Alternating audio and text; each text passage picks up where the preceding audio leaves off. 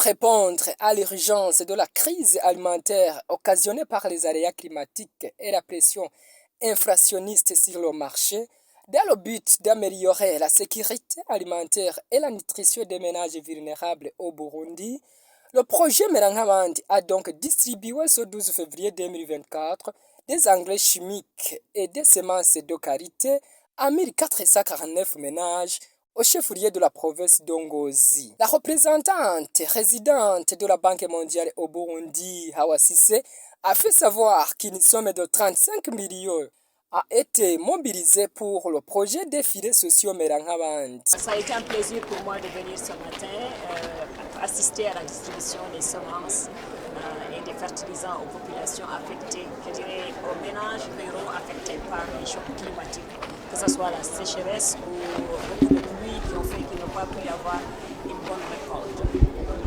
La façon dont on a intervenu, c'est que le gouvernement est venu faire une demande à la Banque mondiale pour aider dans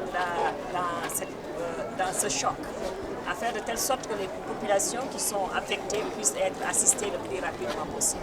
Parce que comme vous savez, la dernière saison n'a pas été aussi bonne qu'elle devrait. Donc il y a beaucoup de familles qui n'ont pas eu de bonnes récoltes. Donc sur cette demande du gouvernement, la Banque mondiale, avec le gouvernement, a fait développer un plan de réponse aux urgences.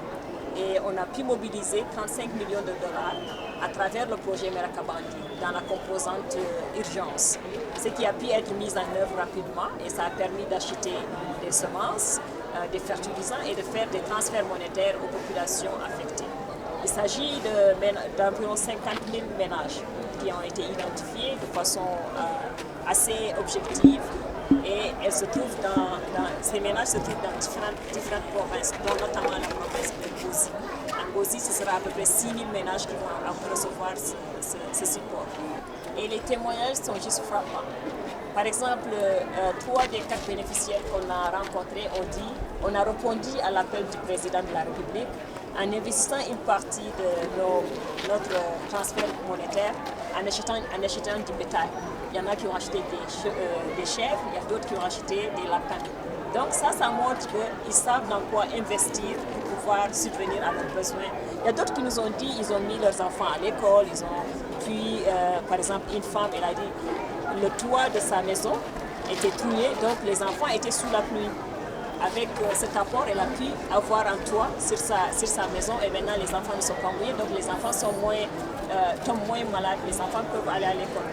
Donc les familles ont été conscientisées, ont été formées de telle sorte que les choix sont des choix qui leur permettent de faire de l'investissement avec ce peu d'argent qu'on leur donne, ce qui est une bonne chose. Et j'ai remarqué que ce sont des communautés batois qui ont eu à avoir aujourd'hui les fertilisants qui ont été distribués. Et leur témoignage est que leurs terres sont petites, mais elles font tout pour avoir une récolte abondante et continue. Je pense que ce sont des familles qui ont eu un apport aujourd'hui limité, mais qui leur permet de rebondir, ce qui est une bonne chose.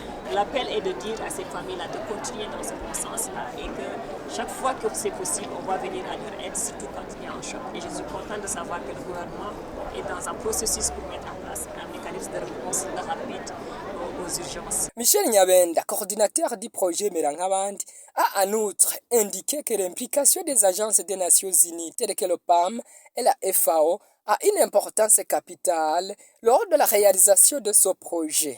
Effectivement, le projet Merangamandi est en train de mettre en œuvre une de ses composantes, c'est-à-dire l'intervention d'urgence, mais elle le fait, comme pour toutes les autres composantes, avec la collaboration de certains prestataires de services. C'est le cas pour mettre en œuvre cette composante sur l'intervention d'urgence. Le projet Merangamandi a contractualisé avec les agences des Nations Unies qui sont déjà habituées à répondre de façon urgente à ces différentes crises. Et c'est pourquoi nous avons fait un contrat avec la FAO pour fournir et distribuer les fertilisants et les semences.